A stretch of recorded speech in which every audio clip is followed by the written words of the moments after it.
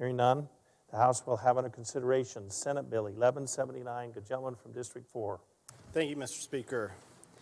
Consent is needed. No need to be repeated. Do you hear a crow?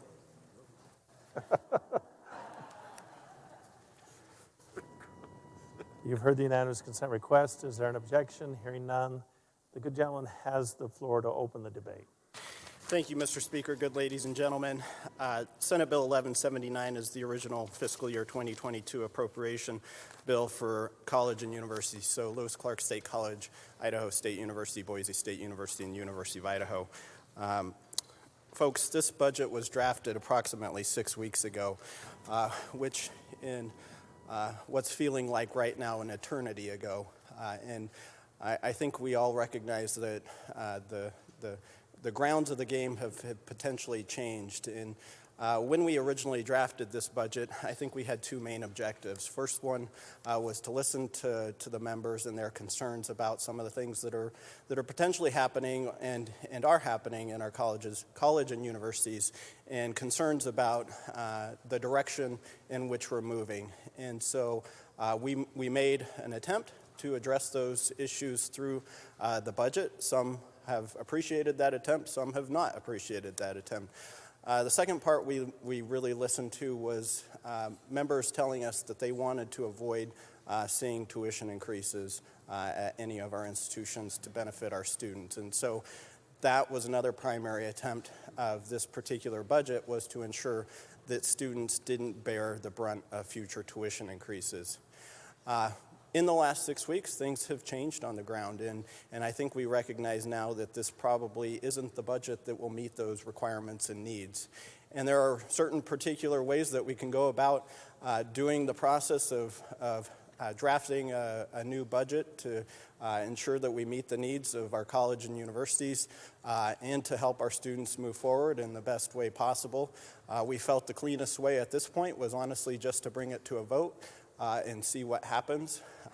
At this point, kind of a strange thing, but I'm going to actually encourage a red light on this bill and return it essentially to JFAC so we can draft a new piece of legislation.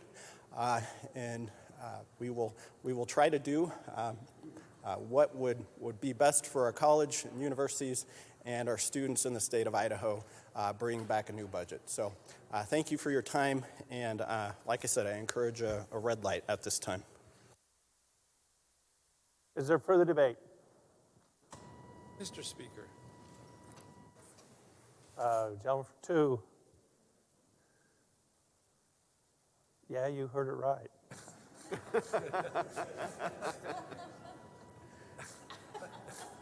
Mr. Speaker, I have a question about some of the substance here in terms of like Section 3, but it doesn't sound appropriate to begin to address any of these questions if the sponsor's saying, why are we hearing this bill? Should I ask for a point of order? Or we could vote. I'm going to assume that this is not going to pass and not cause any turmoil. Thank you. Thank you. Gentleman from 13. Thank you, Mr. Speaker. I know the fate of the bill, but I am going to debate the bill because what I have to say I would like to be taken into consideration when the good gentleman from northern Idaho chooses to set this budget. I'd ask unanimous consent, Mr. Speaker, to read from an email from a student from Boise State University dated March 2nd, 2021. Without objection. There's been an objection, but we don't object from our seat. We stand up, we object. I recognize that there's an objection from the good gentleman from District 15. So you may paraphrase, you may describe, but you cannot read. Thank you, Mr. Speaker. And Mr. Speaker, point of order, can I move to read this? Motion's always in order. I move to read this particular email from a student of Boise State University because it is critical to what's going to be happening with regards to setting policy at Boise State University. We have a motion before us that the gentleman be allowed to read the email. Is there debate on that motion? Gentleman from 13. Thank you, Mr. Speaker. I appreciate the good gentleman's attempt to cut this off at the pass and to try to get this budget back to back to JFAC because he understands the fate of what's going to happen with this budget. But there is issues with regards to what's happening in our universities, and since we have proof from a student who I know personally that has emailed me, I would like that to be written or read into the record, and for members as they're considering those budgets moving forward, they would have a flavor of exactly what students are facing. And so I'd ask for permission of this body to read portions of this email. Is there further debate on the motion to read? Gentleman from 19. Indeed, Mr. Speaker, I'm opposed to the motion only because this isn't a criminal case. I don't need proof of anything, and if the standard that is being established here for justifying reading emails, I've received countless emails from students, and you don't want me reading those because they too are germane to the conversation that we might have, so I think we should probably just stick with paraphrasing. Is there further debate on the motion to read the email? Hearing none? Then the debate is closed. The question before us is, shall the gentleman be allowed to read from the email, the aforementioned email in his debate?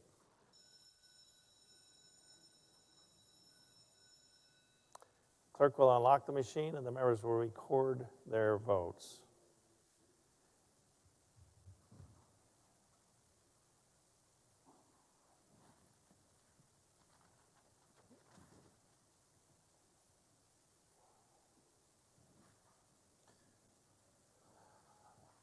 Has every member voted? Yes, they have. Does any member wish to change his vote? The clerk will lock the machine and record the vote. Vote count shows 54 in favor with 15 against and 1 absent. The motion has carried. The gentleman has the floor to debate and read from the aforementioned email. Thank you, Mr. Speaker and members of the body. Here's the email. I am a student at Boise State this year in the music department. This year has obviously been very challenging in education as a whole due to the pandemic and everything else that went on. However, it seems during these times, professors are choosing to use their influence as educators to sway the minds of people and are directly backing and encouraging one-sided political ideologies, and as is the case last summer with respect to candidates running for office. My guess is that this is a large violation not only of their campus employee contracts, see the screenshots below, but also in violating the taxpayer dollars that fund the university because it only backs one viewpoint on most everything. Some of the things that we were taught or was said in class, and I quote, "If you are not doing X, Y, or Z, you are racist. Your music needs to have a political motivation behind it, or it's invalid," end quote. Quote, "Black composers and their music should be played over that of white composers," end quote. And a lot of critical race theory type things. I have specific evidence and proof that I can get for you if anything is needed. I will skip down. Not only this, but I have personally been silenced in class for speaking my mind in open discussion setting. A professor was calling on students individually to hear their thoughts on how black composers' music is superior to that of white composers and how it needs to be elevated. My peers all agreed that this was the case, and when it got to me, I started to say, quote, "I do not believe skin color or ethnicity has anything to do with the quality of music you can write or perform," end quote. I was promptly told to, quote, "be quiet," end quote, and, quote, "we need to move on," before I was even allowed to defend myself, let alone finish the sentence. There is an entire group of the American population that holds viewpoints that aren't being represented or allowed to be discussed without great scorn from the professors and other faculty. I do so, not only this, but I've also been personally silenced in class for speaking my mind in open settings and told that my work is, let me skip down. This is not only occurring in the music department either, but occurring all over campus, sometimes in the most direct sense, but such as in regards to the big city coffee shop scenario. There were professors who encouraged the protest that took place, calling students to action against the coffee shop due to the thin blue line that was displayed on the other side of the shop that was located off of campus. This, Mr. Speaker, and I could go on for quite some time, but I think you get the flavor of exactly what's happening at my institution of higher learning where I am an alumnus. I'm disgusted. I'm embarrassed and I'm ashamed. And I told the government affairs director when he came in my office to lobby me on behalf of this budget that I would read this. And I told him one of the things that I respected about Boise State University when I attended there was the vast majority of my political science professors, I could not tell what their political ideology is or was. If I took the conservative approach, they took the liberal approach. If I took the liberal approach, they took the conservative approach. They encouraged discussion. They encouraged thought. They wanted to make you think, and they wanted to make you understand what it was like to convey your thoughts in the real world and to defend your thoughts and your positions in the real world. That is not happening at Boise State University today. There has been a direct shift in the ideology that's being taught at Boise State University. I debated against this budget last year. I intend to debate it again until this issue gets fixed. Our tax dollars, the money that we are appropriating, and it's my understanding they're going to get $39 million of additional federal money this year to higher ed, does not need to be spent silencing kids' voices on our college campuses. I fundamentally and strongly believe in an individual's right to speak their mind and to debate their opinion. That's what we do in this body, and we should not be seeking to silence their voices. Secondly, the proportion of ideologies that are antithetical to what this country was founded on, I have strong objection to. And so, Mr. Speaker, I know this budget's going to die. But I'm asking the folks that when they go into JFAC, that they call those college presidents forward and ask for change to take place at our institutions of higher learning. We can do better. We should do better. We must do better. And so I urge your red light. Thank you. Gentleman from 15. Mr. Speaker, to the debate that was just given, Let's everyone remember that we were debating the higher ed budget, and while there are maybe policy things that, anyway, we'll tighten this up. I'll be very brief. Go ahead. I don't believe that we should be holding the budget for higher education hostage to what essentially was just presented to us as hearsay. We have no idea if what we just heard is actually true. Mr. Speaker, I object. But if it is, Okay. there are processes to work through the administration to deal with that instead of holding the entire state higher education budget hostage. This is not the way we should be making important decisions like this. Thank you. Mr. Speaker, I object that was called hearsay. I know this individual personally. I've gone to church with this young man. This young man was scared to write this email for fear of retribution. He put that in his email, so I did my best to not disclose who this individual is. It is not hearsay, and I object to that. All righty. Gentleman from District 21. Mr. Speaker, body, in similar vein to Representative, I would like this comment to be considered when we go back to JFAC and reconsider this budget.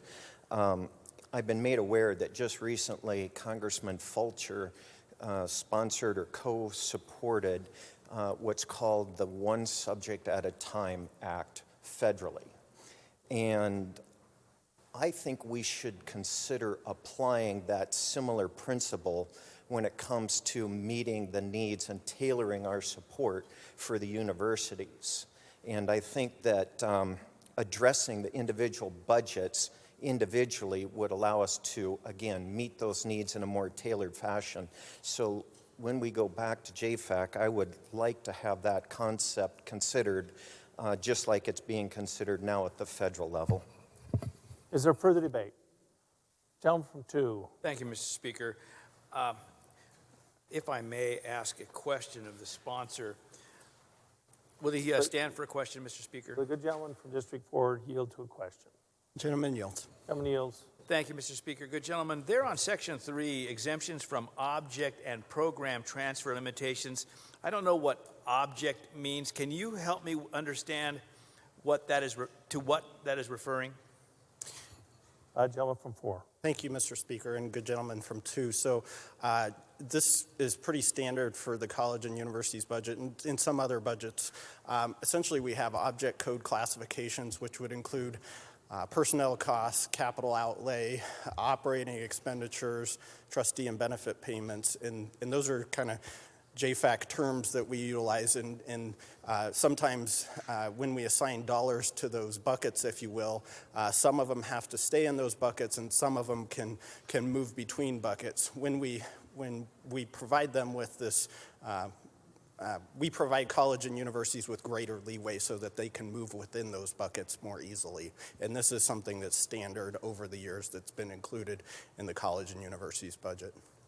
Follow up, Mr. Speaker. Will the gentleman yield to another question? Gentleman yields. Gentleman yields. So to be clear, an object is a bucket. Gentleman from 4. Mr. Speaker and good gentlemen, not in a literal sense, but in a parlance of finances, yes. Follow up, Mr. Speaker. Will the gentleman yield to another question? And gentleman yields. Gentleman yields. Thank you. So as I read this, good gentleman, am I correct in understanding that the state board or the empowering board can move money between universities at their will? Gentleman from 4. Thank you, Mr. Speaker and good gentlemen. I am not 100% certain on that particular question. When we talk about moving between object codes, I'm generally thinking within the institution, so the University of Idaho can move money potentially that was originally allocated for personnel costs to operating expenditures, for example. I know in the past there has been an instance where some money was moved between institutions by the State Board of Education, but I think that's been an incredibly rare experience. Gentleman from 2. One more question, Mr. Will the Speaker, gentleman if I yield may. to another question? Gentleman yields. Gentleman yields. So with respect to the reference to programs here, then is it the case that program money between institutions could then, it is possible, this language actually allows for that movement of finance between universities, between institutions for the purpose of specific programs. Is that accurate? Gentleman from 4. Mr. Speaker and good gentlemen, it ultimately is up to the State Board of Education and the individual institution leadership and how they essentially assign these funds to programs and different programs. Sorry. Thank you, good gentleman. Mr. Speaker, my comment. If this actually undermines our ability to have any control over which institutions or programs money is coming from, I would just ask JFAC to consider the language in this, what has been representative standard language, that they consider this language in terms of our ability to control this money or whether or not we're going to have that control. Thank you, Mr. Speaker. Thank you. Is there further debate? Hearing none.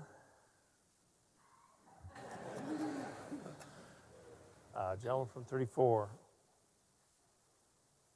Thank you, Mr. Speaker. I'm pleased to hear that the sponsor wants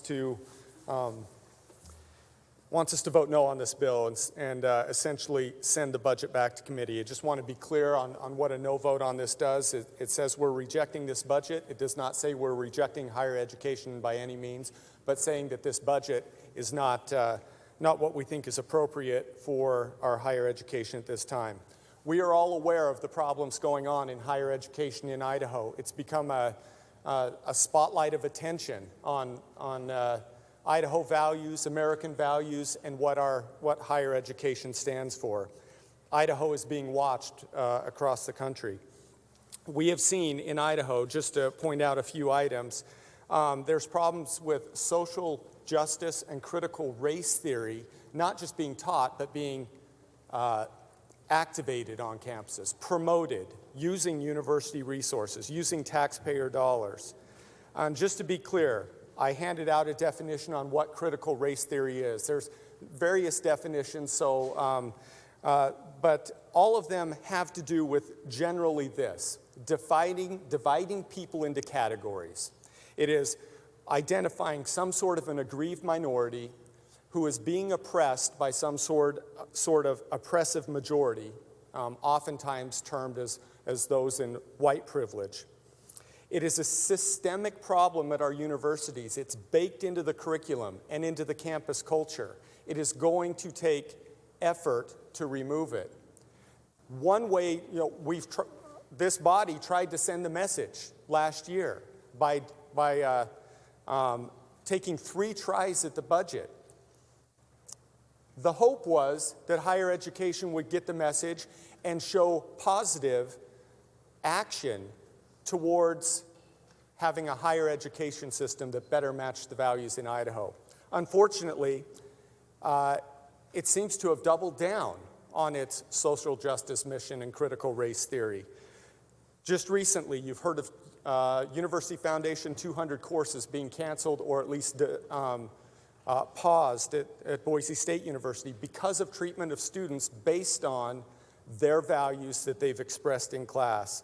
A business on the Boise State campus has been essentially forced off campus, and now there's a lawsuit out there that Boise State is going to have to defend against to the tune of $10 million lawsuit.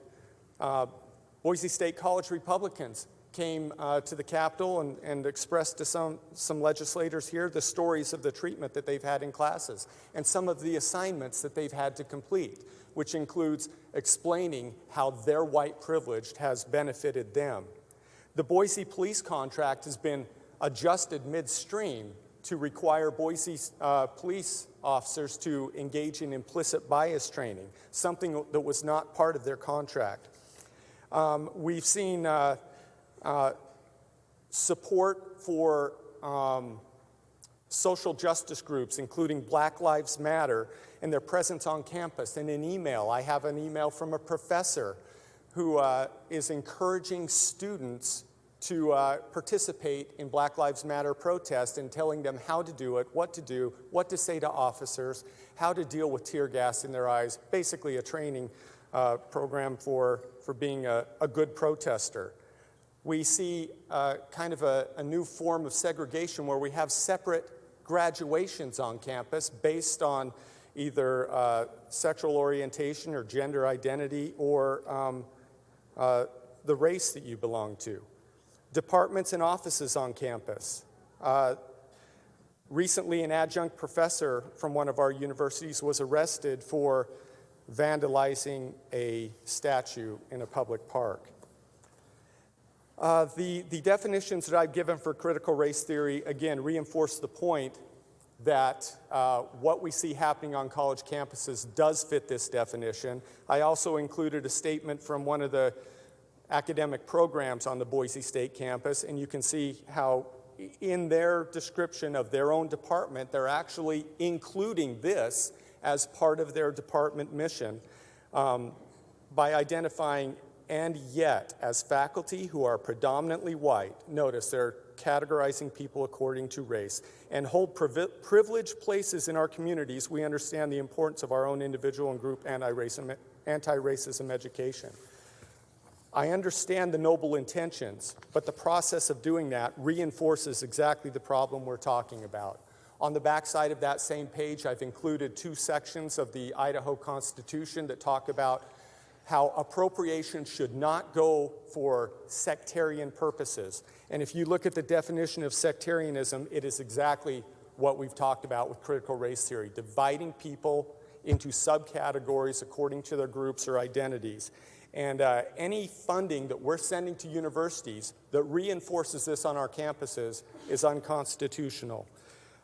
There's been a lot of questions about just how much money that is. I've also handed out a document that identifies about $20 million of where this public money could be being spent for these items. Now, I'm not asking for when this budget gets sent back to JFAC to adjust the budgets necessarily by the full $20 million, but we know at least some of that money, based on what we've seen on campuses, is going for these purposes.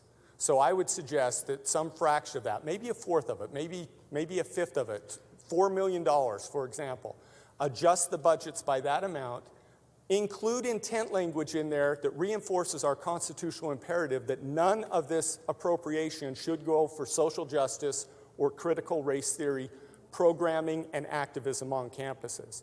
And so as we reject this budget today and send it back to JFAC, we ought to give that kind of direction to JFAC that we expect a budget back with a significant cut that at least sends the message and also gives the universities the opportunity to demonstrate that they are willing to make the changes needed to make us feel comfortable about funding higher education that matches Idaho values again. So hopefully that can be the message we send today. We can talk about the intent language too that makes sure that that money is spent according to our constitutional imperative. And I'm eager to vote no on this, but I'm equally eager to vote yes on a budget that matches what we want to see happen in higher education. Thank you. Good lady from District 35. Thank you, Mr. Speaker. So when I knew this was going to come up, I got a little information, so I started looking on the websites for our universities. And speaking of campus culture, there's the Offices of Workforce Diversity, and these administrative branches provide faculty members with implicit bias training and require those who want to serve on search committees to undergo this implicit bias training. And it's not required by law, but the U of I, we'll pick on the U of I now, claims that all aspects of its hiring process are dictated by law, but it provides no evidence that implicit bias training is required by law. One thing that really set me back was the bias response teams. So they're dedicated to enforcing social justice, and this team is responsible for gathering reports of bias incidents.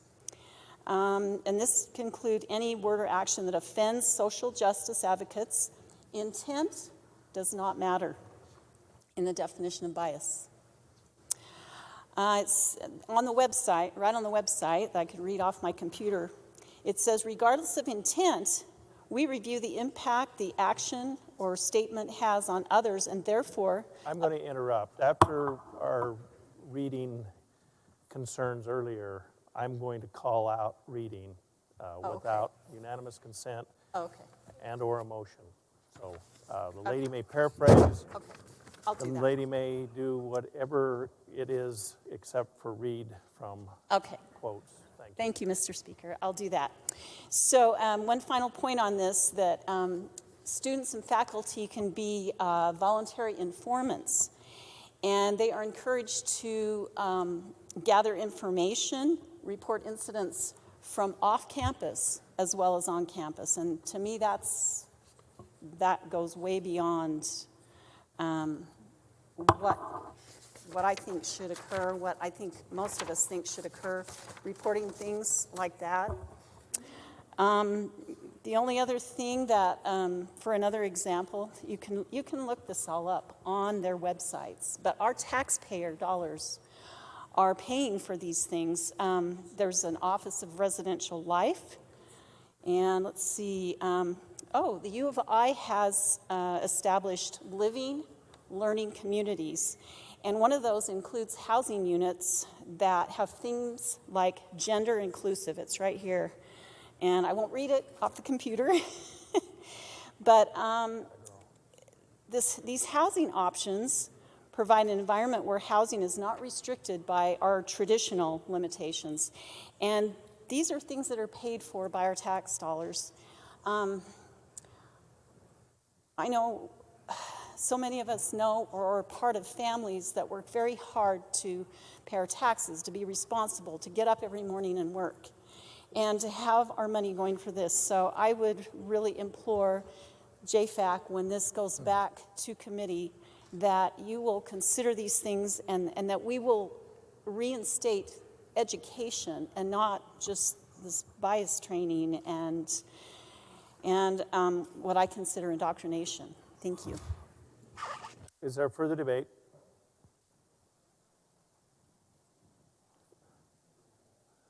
Good gentleman from District 12. Thank you, Mr. Speaker. I'm going to give an example of a constituent, and I'm not given to emotion, but I might get a little emotional on this one. All right, I'm going to remind the body that this is a budget bill, and so the litany of things that are out there that offend us need to have direct nexus back to the budget as best you can. Go ahead. Thank you, Mr. Speaker, and money is near and dear to my heart. So, going to college More is truer words have probably never been spoken. You have the floor to debate the budget bill. Thank you, Mr. Speaker. Going to college is a very special, formative time of life, and for those of us who went to college, it was wonderful and transformative for most of us. I'm going to tell you about one of my constituents, a Caucasian Christian girl. I went through this with her, and by the way, we have the power of the purse, and that's why I bring this up, and it applies to the discussion here. She was an English literature major, an A student, finishing her junior year. During her time there, she's walking across campus, and she has very curly hair, white girl, that's why I mentioned she's Caucasian, and she's approached by other students and told, "You're misappropriating your race," because they thought she had a perm. She's very Scottish. She had to go through the tunnel of shame. Maybe you've heard of that. This girl, raised in a Christian environment, good girl, just wants to be a great English major, probably a teacher. She goes through the tunnel of shame where these men are screaming F words at her. It's a requirement that she go through that as an English major. And she's a tough girl emotionally, but it was pretty rough when she came back and told me about that she had to do that as an English major. She's in her geology class, and she couldn't use biologically correct pronouns, he and she. Why am I being told this in geology?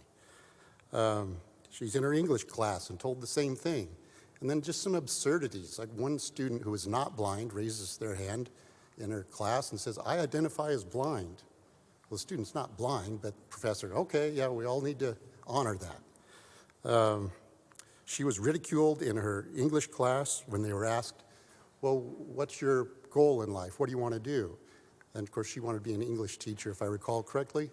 She says, "Well, but first I want to get married and raise a successful family." She was mocked by both the professor and the other students. And then she brought about pretty low morals at BSU. My professor more than once has said, "Classes canceled," in an email because I have a hangover.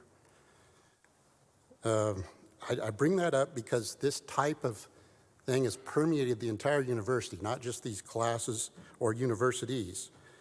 As an A student finishing her junior year, she came to me and she said, "Dad, I'm tired of paying for this crap."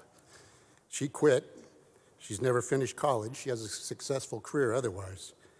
But I want to exercise the power of her purse today, our purse today. That's all we have. You cut this dang budget a long ways. Thank you. Good lady from District 18. Thank you, Mr. Speaker, to debate/discuss this budget. All right, let's get back to debating the budget. Yes. Well, as long as we're all But the die has been cast, and I've allowed leniency here to describe the perceived wrongs at this university because, anyway, so I'm sure you won't, but let's not anybody. Thank you, Mr. okay? Speaker. I expect to hew rather closer to the subject of the budget than many of the debates we heard. Just Maybe as long I as needed to say it more than you needed to hear it, but that's... No, as long as we're up here sharing stories that we've heard, this is kind of my university. My district comes right up to the edge of BSU, and I think it's important that I share some of the stories of the thousands of people in my district that I've spoken to who have either attended BSU or whose kids have attended BSU, gotten fantastic educations, seen their quality of life increase dramatically, seen their incomes and professional futures increase dramatically as a result of the wonderful work done at this university and in other universities around Idaho. And I also wanted to speak up for the many businesses that have benefited greatly from an educated workforce, from the people that have gotten their education at the fine universities of Idaho. And for the sake of the people of Idaho, the students of Idaho, the parents of Idaho, and the businesses of Idaho, we do them a tremendous disservice by not funding the jewels of our state, which are our universities. Is there further debate? Gentleman from 12. Thank you, Mr. Speaker. Just a couple of things. I think our JFAC committee hears this group very loud and clear. I want to make a couple of comments. Number one, universities do not transfer funds between universities. That does not happen. There are grant dollars that are available, but they do not transfer. I just got that verified. Additionally, I hear loud and clear what everyone's saying, and I understand. I will share, if I might, Mr. Speaker, that myself and my good co-chair received a 7-page letter from the president of the university. And the last sentence in that letter said, "No state funds are used to support these activities." I don't believe that. Therefore, you'll be seeing a different color that I normally would push on this bill as well. And I understand that it would be coming back. I would also encourage this body. This is more than a budget issue. This is a germane policy issue. I have said that for at least 40 days anyway, however long we've been here. And I will repeat that consistently, that that's what needs to be done. Now, I know dollars are valuable. Dollars get people's attention, but if we're going to make something happen, it needs to be through the germane policy process.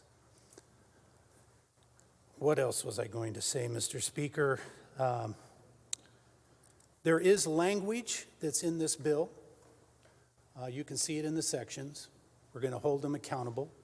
I have another piece that will be added to that, assuming this bill comes back, that will also ask, and it's up to our legislative council, that our state auditor can audit their books to verify if any state dollars are used to fund these activities. And that's really what needs to be done. We just didn't have time to do that this year, but our own state auditor can do that and verify that state dollars are not being used to fund these activities, especially when the president makes that statement in a letter to us. So beyond that, you've heard the term, Mr. Speaker, as the crow flies. If that crow gains wings, it probably ought to come to the chairman. Thank you, Mr. Speaker.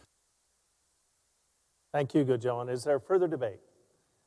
Gentleman from 22. Thank you, Mr. Speaker. I'll try to be brief. I would be remiss if I didn't stand up for my kids, who I've had 3 students go to BSU. One of those has also attended at the University of Idaho as well. I think I'm well familiar with the university program here in Idaho, having 3 graduates from those programs. I just got off the phone with one of them. He had a problem with the title that he needed me to fix for him something. But I asked him, I said, you're going to BSU right now. Tell me your experience and how do you feel? And he said, well, I can't say anything. So what do you mean? He says, well, everybody jumps on you and you get outcast if you say anything. I said, they done that to you? And he said, well, yeah, a little bit, but I've watched guys in my class, and had named off a class, and he gave me the example. And he said, and this poor guy just brought up some factual information and was ridiculed, told that his opinion didn't matter, and to keep his mouth shut. This is not an isolated circumstance. Over the summer, when I started learning a little bit more and talking to my kids a little bit more about these programs and such, what they were being exposed to, I said, you know what? I will never be voting for another one of these budgets. As long as there's state dollars going to this school, then it should be a state-run university. Now, if this is a private universities, teach whatever you want, that's to be expected, do whatever you want. But as long as there's money coming from the state, then we have a say in it.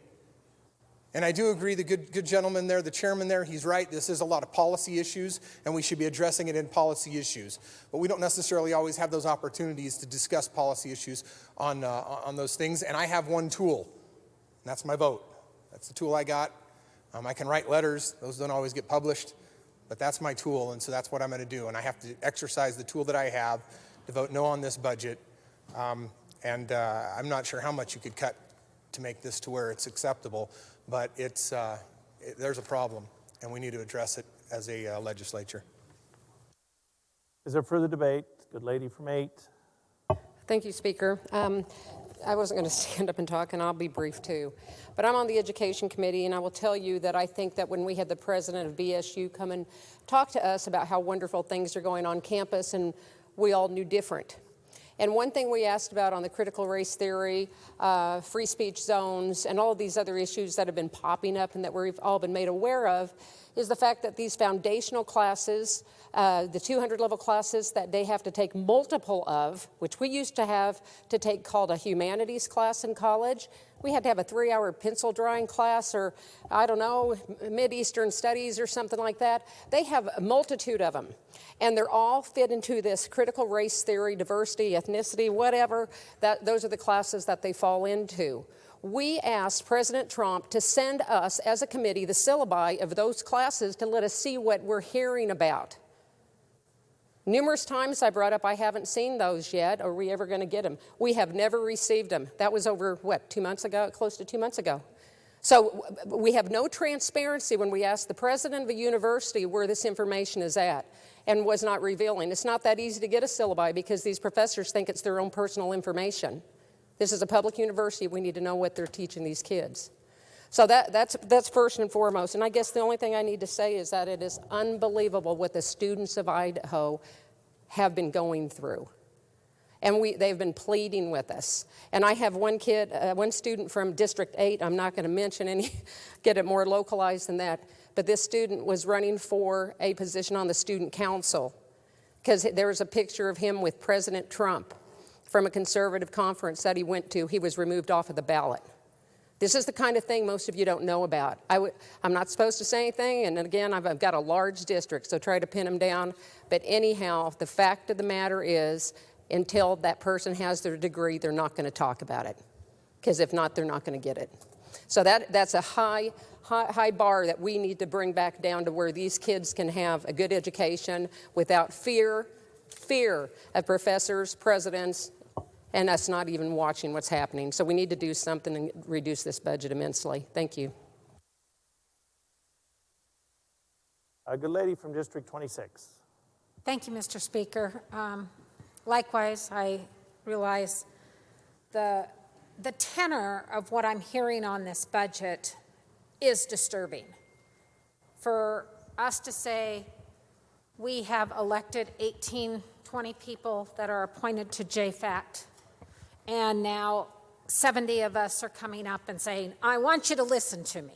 I want you to do this. I want you to do that. We have 20 people, on JFACT that I consider my colleagues, equally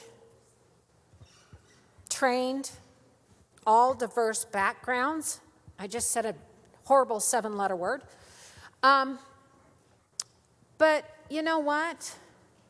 If we reject that budget, that's absolutely all right. For whatever reason. I've heard some awful statements today.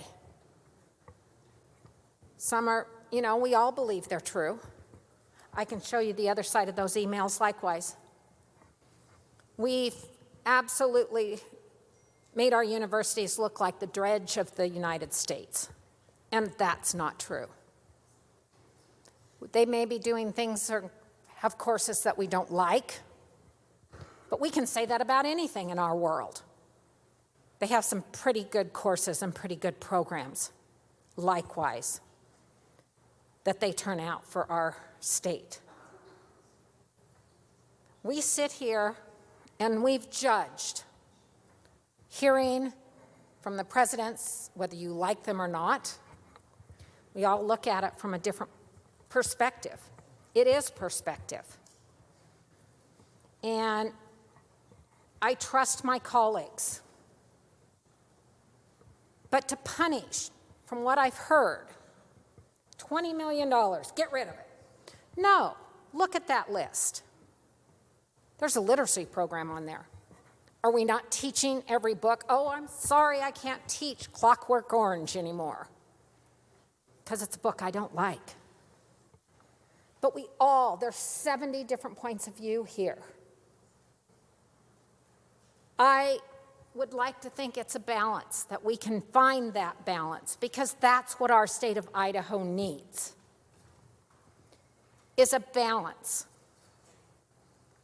of our views, of our choices that every family makes in this state. We will never all look like one.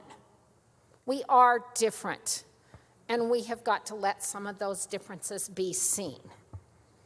Whether we pass this budget or not, that will be 70 votes. But to say that JFAC needs to go and just rattle it and do what I want done is unfair. We need to respect our colleagues. I truly believe this body will do what's right.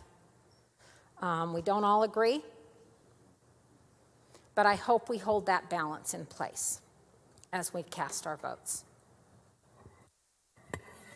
Is there further debate? Good gentleman from District 17. Thank you, Mr. Speaker.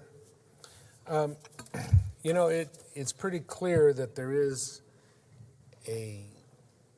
controversy, that there is some kind of gap in communication.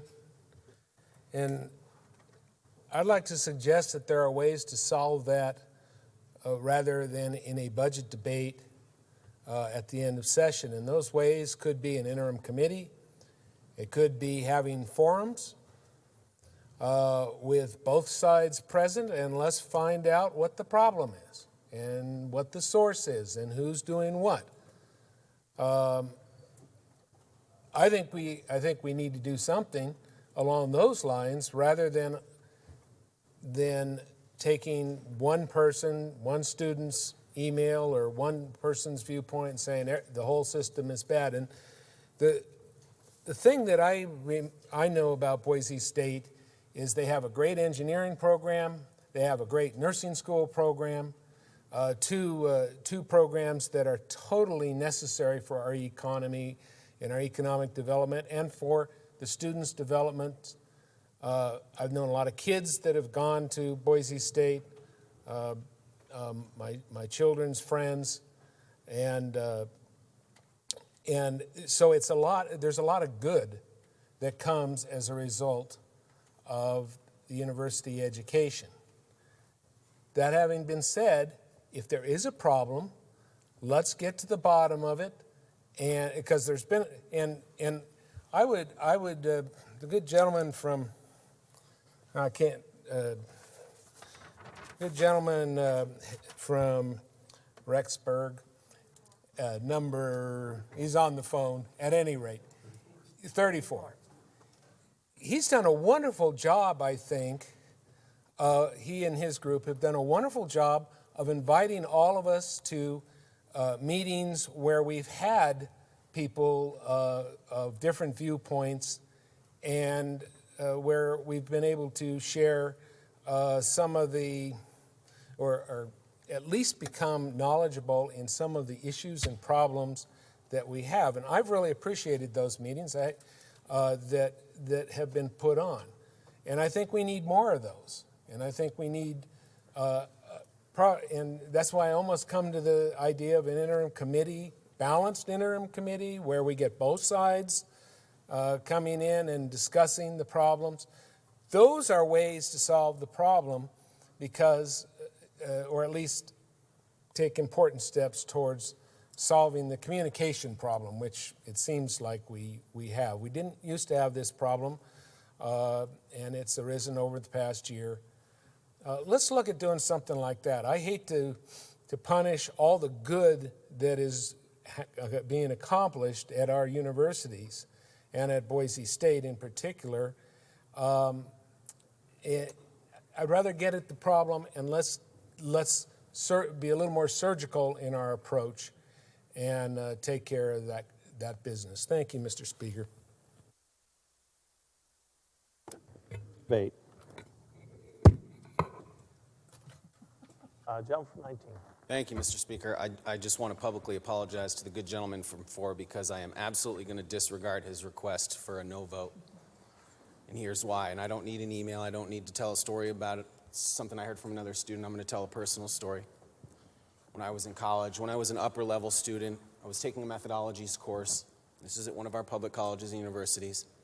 And we were all given our final end of the semester summaries on the original research that we did. And one of my colleagues, I remember his name, I remember him standing up and he was talking about his methodology and he proceeded to tell in front of the class, he said, talking about his survey methodology, he said, and of all of the people I interviewed, Madam Professor, 95 or 96% were white, and then, quote, the rest were just minorities. My head was on a swivel. I looked at the professor didn't say anything. Long story short, this kid went off and got crushed in a global labor market. I'm not voting yes, or I'm not voting no, because I don't want to send the message that we should punish our colleges and universities more for trying to do their small part in a much bigger challenge. And I understand that we feel like we are trying to stand up for students who are going through tough times, but let's be honest, we're talking about certain students. And this is a recent phenomenon. No one came to my rescue when I was being racially othered, when I was being cast aside as lesser than. And I'm not ready to, and I don't think we want to have, and I would love to have real deep conversations on critical race theory and evolution theory and all the theories, and how being exposed to these ideas is critical and good for business, good for workforce development, good for Idaho's reputation, but I won't do that here. I just want to explain why I don't think we should take more of the very few resources we already give to our universities as a matter of their operating budget. We shouldn't take more money, and that's not a message that I want to send, so I'll be voting yes. Is there further debate? The lady from District 1. Thank you, Mr. Speaker. You were looking the other way. Oh, I saw you out of the corner of my eye. So the good lady from 26 mentioned balance, and that's what I wanted to talk about a little bit, balance.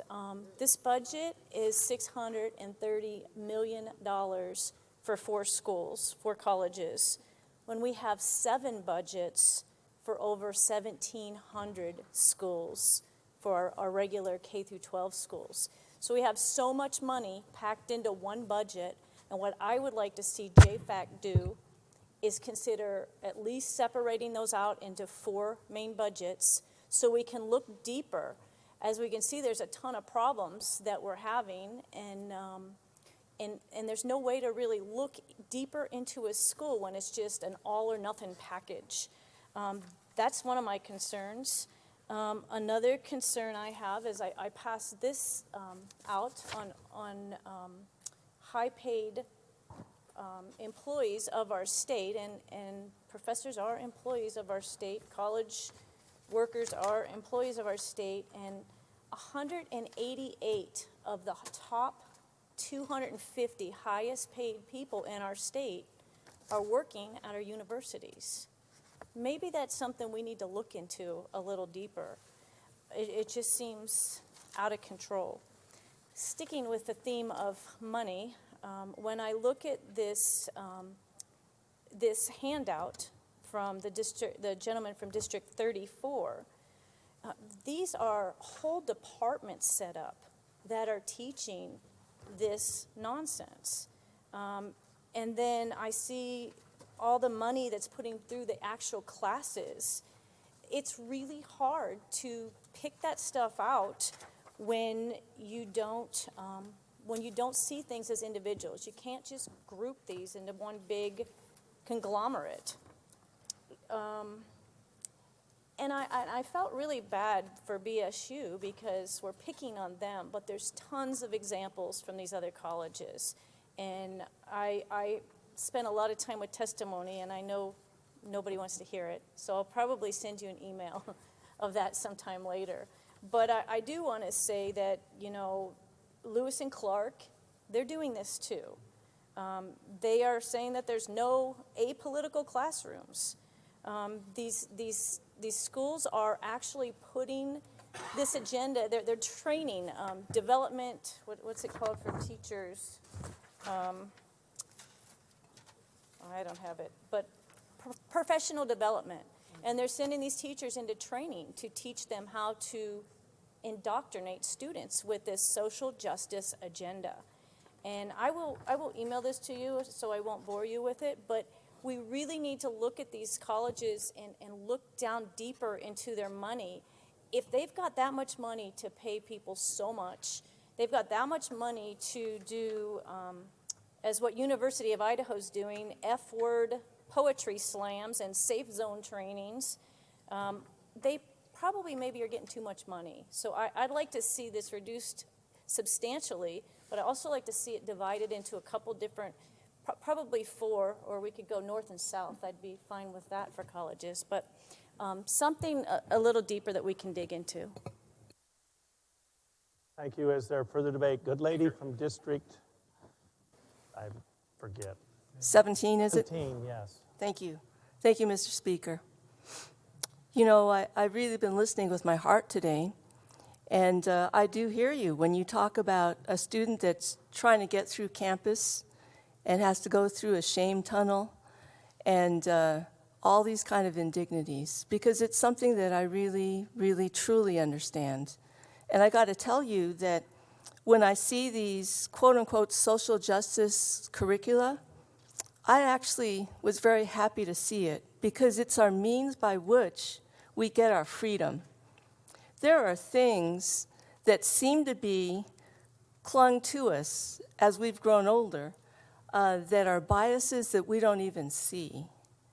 Now, how can we get free of that? It's through training so that we can see with eyes that really do see. Otherwise, we're a little provincial. So, you know, the thing is that these opportunities, I don't get anywhere else. It's very hard. Sometimes you get it at work. But to be able to see this in school is the way that I hope Idahoans are able to strip ourselves of the things that imprison us so that we can truly be free. Thank you. Speaker. Good gentleman from District 2, for what purpose do you rise? I move that we vote immediately. So you're moving the previous question? Yes, Mr. Speaker, I'm moving the previous question. Okay. That is a non-debatable motion. Oh, it takes 2/3. There is. The good gentleman for District 3 seconded. And gentleman from 4? Mr. Speaker, I need to make a point of order. Point of order. I need to, if I'm not able to close debate, I need to declare a Rule 80. My wife is an employee at the University of Idaho. Well, that would have been in order even before we placed it. So yes, but your declaration on Rule 80 will be noted. Lady from 18, point of order. Thank you, Mr. Speaker. Point of order. I need to declare Rule 80 as well. I serve on the board of the As will Honors your College. Declaration. We have, is that indicative of how you're going to vote? Gentleman from 29, same. Your declaration will be noted as well. So we have the previous question has been moved and seconded. It is non-debatable and requires 2/3 of the members present for passage.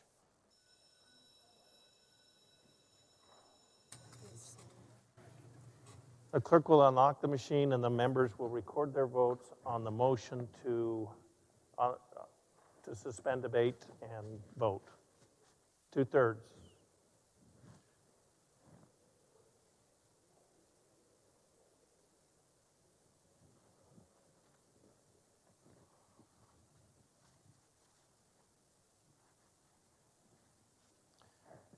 Has every member voted?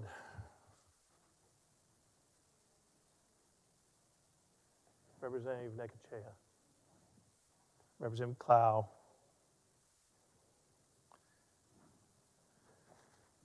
Does any member wish to change his vote? The clerk will lock the machine and record the vote.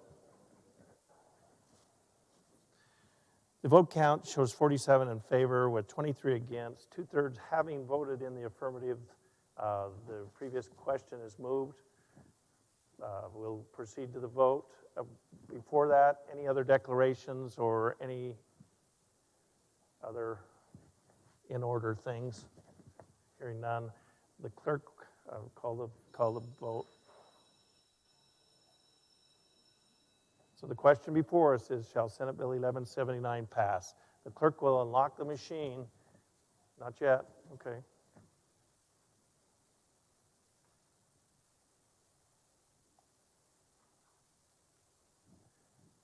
When the clerk unlocks the machine, the members will record their votes.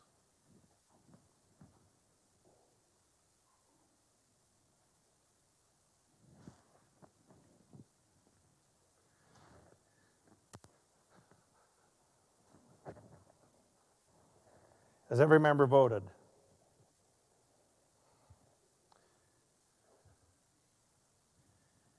Does any member wish to change his vote?